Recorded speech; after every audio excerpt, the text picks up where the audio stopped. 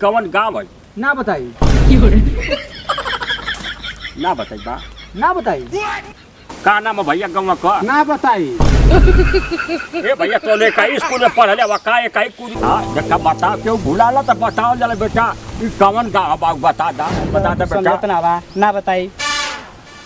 हमारा सदा बताई बा मत बतावा कुत्ता साले वही एकदम वही खानदान का पैदा होला काया साले कुछ जाना। भैया वायरल उखल ले यार मोहन को यार।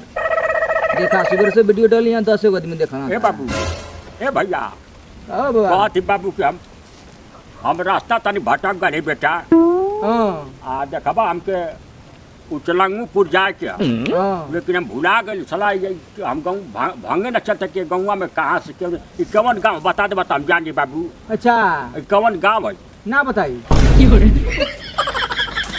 ना बताई बा। ना बताई। अरे भैया बता दा बेटा तू पढ़ल लिखल आदमी क्यों भुला जाला बेटा बतावे के चाहिए ना। ना बताई। बाबू सुना अगर क्यों भुला जल तू कहीं जा थकबा रास्ता घाटी बेटा तो भुला थकबा तो क्यों बता दे थोड़ी बाबू तो हम हनो का बतावल जला भैया। तो कहते कि ना बताई। ना बताइबा मने ना बताइबा कहते कि ना बताई। जा तू ससुर कहीं भुला जाइबा क्यों न केहू गांव में जेबा भुला जेबा ससुर केहू से पूछबा तो ना बताई तो कि केहू रास्ता भैया तो रखे एक बुढ़वा दम खपड़ी चाट गला यार। हमने तो कहत हो कि ना बता सीना जोरी कहत हो कि ना बताई मत बताओ। कहते कि ना बताई तो मत ना बताओ ता भैया तू काहे कि समय पगला मारा कमर दिन भैया कवन गाँव है? कहल बा कैसा ए बाबू हां दादा का नाम है भैया गाँव का? ना बताई। ए भैया तो ले का स्कूल में पढ़ले वा का एक कुछ का लोगन का तो रास्ता ना गांव का नाम बताई बा। अरे ना बताई। अरे मर्दा भाई पागल है खपड़े चाट दे भाई 1 घंटा से परेशान कर ले मर्दा बुढ़वा साला पागल कहीं गई। ए भैया तो से ना पूछे तू हो सब जन व्यक्ति सब जन है भैया पढ़ा हमारी कौन करता पाप कर दे कहते कि ना बताई। ए बाबू सुना भैया तोर हाथ जोड़ते भैया हम भुला ले अब 10 20 50 ले ला भैया बाकी गौवा का नाम बता दा। अरे दादा हम हाथ जोड़त है ना बताई। महा साला कंडम व्यक्ति बाला सो तो अनका बहुत बदतमीज पैदा घर का हवा सो साले कुकुर का मत बताओ सो रास्ता तू सार कहीं भुला जीबा तो तोके के वार हम पकड़ ले जान देब कि वही हवाला तक तो के ससुर के कब जिंदगी में गांव का नाम ना बताई साले। तो कहत है कि ना बताई। मत ना बताओ ससुर मत ना बता मत बता दे मत बता रास्ता सर गांव का ना पूछे तो साले ना बता मत बताओ तू गांव का नाम दे मत बताओ समझा दिए जी। हां तब तो पूछे तो साले कह तो कि ना बता ना बता ना बताई। कहता ना बताओ उठा के पटक दे अब ढेर बनवा तो मारल फाड़ी तो यही जा मारा मत बताओ साले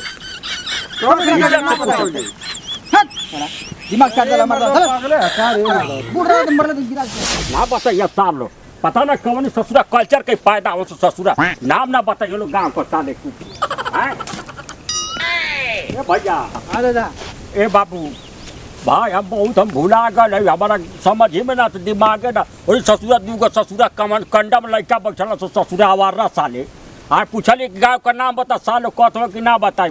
ए भैया कवन गाँव है बेटा? अच्छा ना बताई।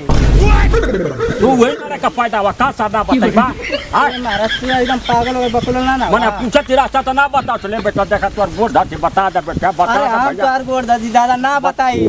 बेटा बेटा देखा देखा बता क्यों भुलाला तो बताओ जरा बेटा ई कवन गाँव बाग बता दे बेटा ना बा ना बताई।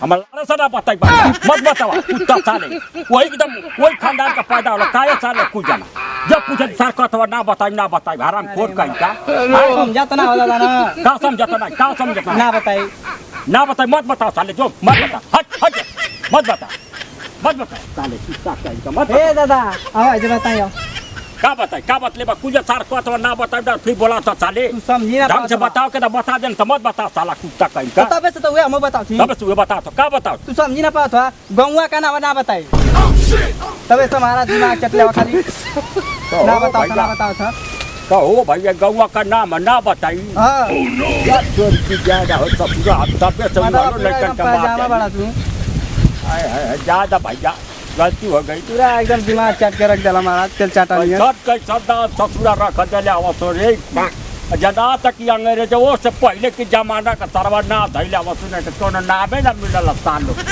हाय कुछ रखते ना तो ससुरा खाटू फाटू हेलो